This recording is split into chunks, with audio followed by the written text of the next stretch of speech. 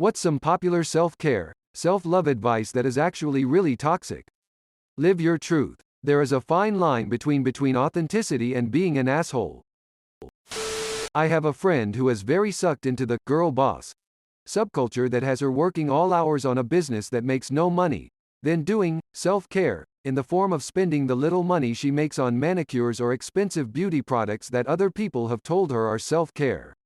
Self-care and self-love is sometimes admitting that you need to stop perusing something that isn't working and is making you miserable, even if it's what you thought you wanted and even if everyone is telling you to keep going and not to give up. Edit. She's not in an MLM. Although they're awful and I wish they were banned.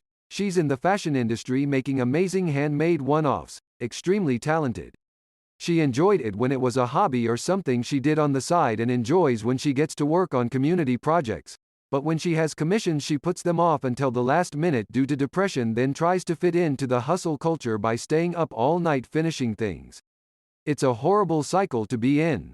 I also wanted to clarify that I don't think that it's a bad thing to treat yourself as part of self-care, but she largely buys into this as part of that kind of Instagram culture, putting photos of her nails up as #selfcare etc. I love her and as a therapist it's hard to see her go through this without any help.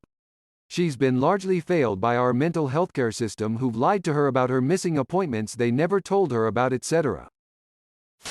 Why are you sad? You have everything to be happy. Even if there's few happy things in your life you don't need to be ashamed to feel sad or depressed. Guilt is a wasted emotion. Pretty sure it was Wayne Dyer who published this nonsense in the 80s. Having at least some guilt is a good sign that you're not a psychopath. There's no wrong way to parent. As a child of abuse, there are absolutely wrong ways to parent. Frankly, I'm of the opinion that the majority of chronic mental illnesses are the result of shitty parenting practices because shitty parenting can fuck up every body system. Every parent should consult a child psych professional just like they consult a pediatrician about their child's well-being. They're professionals who have the education to read research studies regarding child development and can direct a parent on how to raise a healthy child. Edit. I came back to a lot of notifications from this and was really braced for today to become a bad day, but y'all are so genuinely kind. It's nice to feel heard on this kind of thing when you have such a personal experience with it. Thank you for making today a little more wholesome, friends. Purple Heart. Be who you are is only good advice if you're a good person. Do whatever feels right. Sometimes what feels right is cutting your veins open, but that's not gonna heal you. Don't let yourself act like the victim. Had someone tell me not to let my wife feel like a victim after being sexually assaulted. I hear people say this a lot because they think it helps real victims feel less like one, but people need to process things. They can't just run through the healing process by pretending it didn't happen. Edit. I'm surprised how much this comment kicked off. I just wanted to add a few details since it seemed like people had a few questions. The person who told me that was my dad, which as others said it is probably someone close to you that says this. My wife was my girlfriend at the time. A few extra shitty details about the situation. Despite video and eyewitness accounts, police did nothing about the guy who actually did it because he knew the campus police well. We originally went to City PD and they said they couldn't do anything because it wasn't their jurisdiction. Campus PD said they would look into. Got back to us later and said they didn't find any evidence. HR basically asked if she would still be willing to work with him, the boss, so they basically gave her the choice to work with him or quit. She ended up quitting. He also did something similar with another young employee and also kissed another employee while at the store.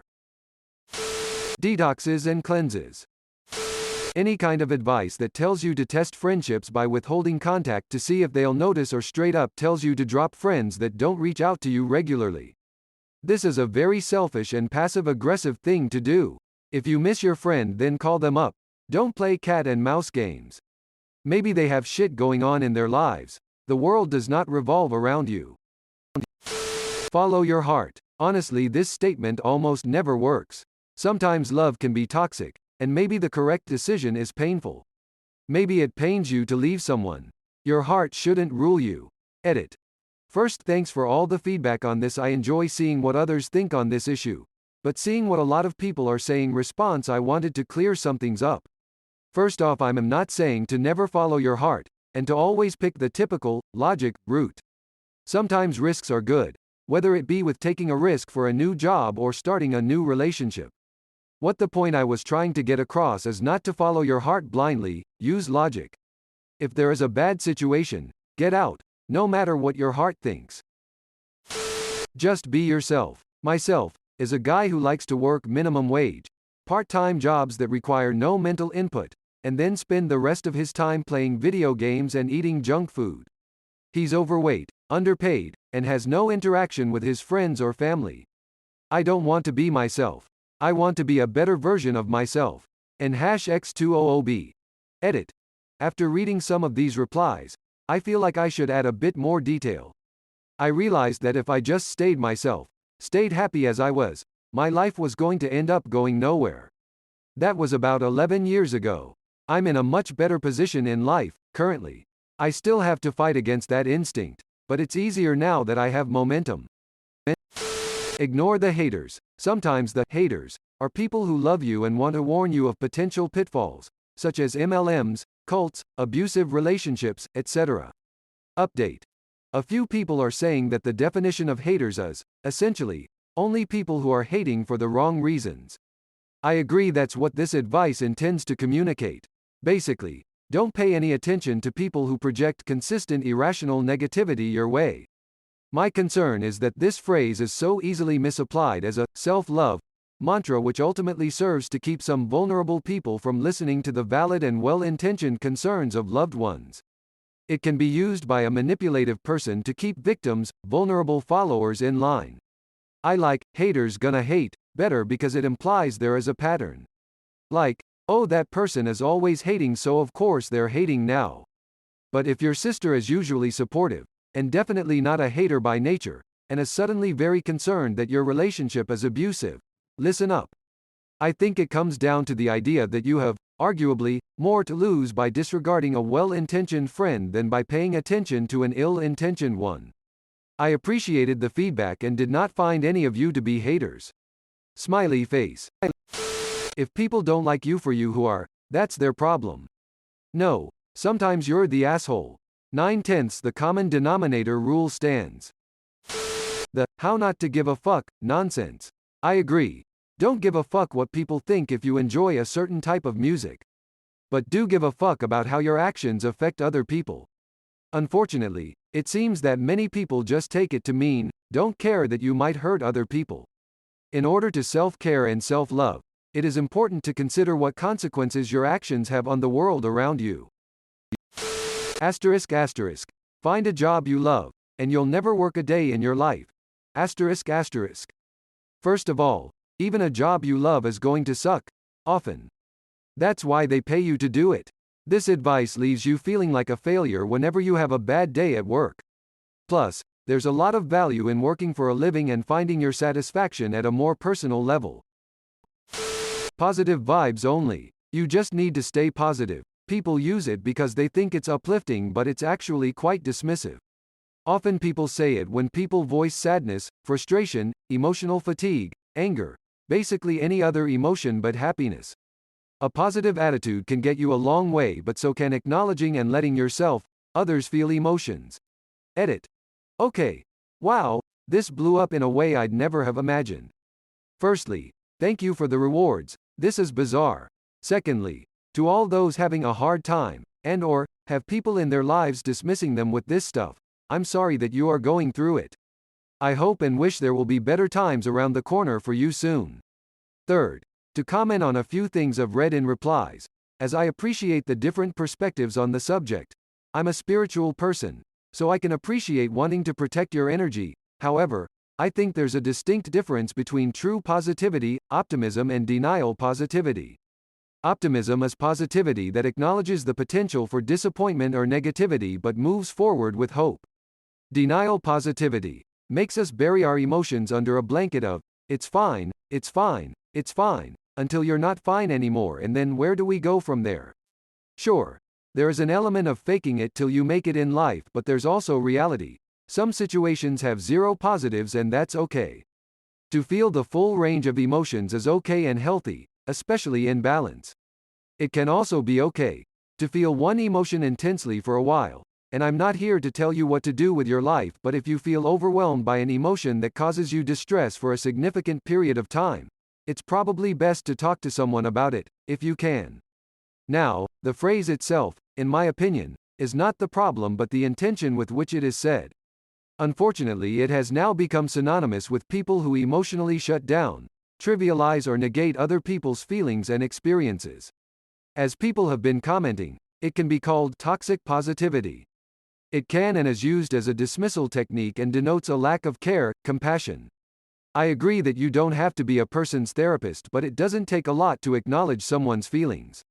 Even if you can't deal with really helping someone through their struggle, because you have your own stuff going on or whatever, acknowledgement that they are having a hard time can at least make them feel seen. But that's just my perspective, as someone who is still learning to express negative emotions openly, who has both successfully positively and negatively, good vibed, and been shut down by others. And finally, Inside Out is one of the best Disney films made in a good while. Just saying. Okay, I'm going to bed now. Night, Reddit. The whole, blood is thicker than water, advice where you should feel obligated to be loyal to your family no matter what. If they are toxic or abusive, then there is no reason for you to keep that around in your life, especially if it is detrimental to your own well-being, mental health. Nobody needs psychiatric medication. Just go outside for some fresh air and listen to the birds. Be a bad bee, *TCH. What kind of life are you living? A Wattpad story. Is your dad a mafia? I don't understand some people. YOLO. No, you only die once. You live every day. Edit. My very first gold. Thank you. You can be anything you want if you try hard enough. Some people have gifts and talents that other people don't. That's the reality, and even though hard work will get you far, there are points where you need to acknowledge that you won't be the best at everything, even if you love what you do. And you aren't cut out for every vocation. You have to love your body. Motherfucker, I'm short, bald, ugly, and I have chronic pain. My body betrays me at every turn. Fuck that guy. That you should expect unconditional support, love and acceptance from friends or romantic partners. Popular idea. But if people really care, they will tell you when you are harming yourself or others rather than just keep the vibe chill. This is a cure. Shows a picture of the woods. This is poison. Shows some antidepressants. Shut the fuck up. Some people need antidepressants to function. Going for a walk in the woods will not just magically cure your depression. If you can't handle me at my worst, you don't deserve me at my best. Basically just a green light to be a shitty human being. And anything with detoxify in the description. If you have a liver, you already do this. A juice cleanse isn't going to make up for your bottle of vodka and may even make it worse. The knee jerk. Dump, ____. He's probably, definitely, cheating on you. Advice you get in our relationship _advice. When people say, no one is too busy to talk to someone they care about. This is so toxic to expect people to talk to you every day. Yes, sometimes people have other stuff going on in their lives. It doesn't mean they don't care. Live every day like it's your last. Okay, I didn't show up for work and I robbed a bank and now I'm in jail. Always trust your feelings. This advice is everywhere. No, oftentimes our feelings require introspection to work through them and make positive change. If they can't handle my worst, they don't deserve my best. Funny how those people are always at their worst. Man up. Keep it together, or be strong. When you're either in pain or on the verge of tears for different reasons. As if crying is a sin when you're a guy. Happiness is a choice, damn. I must be choosing depression then, I guess. Edit. I'm not saying it's flat out wrong. This is actually good advice. The problem is that it implies a lot more. It being phrased better would solve a lot of the issues I have with it. Especially in regards to depression and other illness. You, Snarky, put it into better words than I could. Your choices directly affect your happiness, would be better. Not as catchy but much better without the same implication. People who are saying that it's somewhat true, that's what I'm saying. People trying to, me are essentially repeating what I said lol. show them what they're missing. No. Just do better for yourself. If you can't love yourself, how are you going to love anybody else? Can I get an amen? I love my girlfriend. I love my friends. I love my family. I love my cat. Still don't love myself. But that doesn't make my love for others any less meaningful. Stop looking for love and it will come to you. Maybe that works if you're naturally attractive and naturally interested in things that enhance your attractiveness, i.e., working out, makeup, fashion, whatever. But if you're a shy, introverted person of average to below attractiveness, this is good advice to stay sad and alone forever. Everything happens for a reason. Enough said, I think. Advice to surround yourself only with positive people. If you're willing to cut people from your life when they are a bit down, that's a recipe for people hiding the negatives in their life from friends, only discussing the positive and having mostly superficial friendships, for fear of you being cut out of their lives. Not saying you need to keep people in your life who are treating you badly, but we all go through times when we are up and times when we are down. Friends give you their time through both. The sort of positivity that relies on dragging other people down. I see it the most around body image issues in particular, but can apply to other things too, and I just think it's really sad. It doesn't solve any of the underlying issues, just makes more people feel rubbish about themselves. It's not really advice, but it's popular for people to label themselves as brutally honest. Honesty is good, but beware of people who are more interested in the brutality than the honesty. Stop texting people first to see who your friends are. What if they're doing the same thing and you just ended a friendship due to a misunderstanding? Edit. Okay, this blew up more than I thought. There's a lot of people saying, well, what about in this scenario? What about this? What about this? And thing is, in some scenarios this is good advice. But in a lot of cases this is terrible advice. Like yes, if you're the only one doing work in the friendship then maybe you should re-evaluate it. But it also could be someone is going through something that you don't know about and they really don't want to talk to anyone at that time. So what I was really trying to say is that this isn't a solution for everyone. It's really just a solution for some. Once you fall out of love with someone, you cannot fall back in love with them. Worst advice I ever got. I'm so glad I gave it a second try. Cut off anyone that doesn't bring you peace. Obviously this applies to people who are constantly, deliberately making you miserable. But a stressful situation or argument with a friend that you care about doesn't count if you haven't attempted to work it out with them. Thanks for watching. See you later.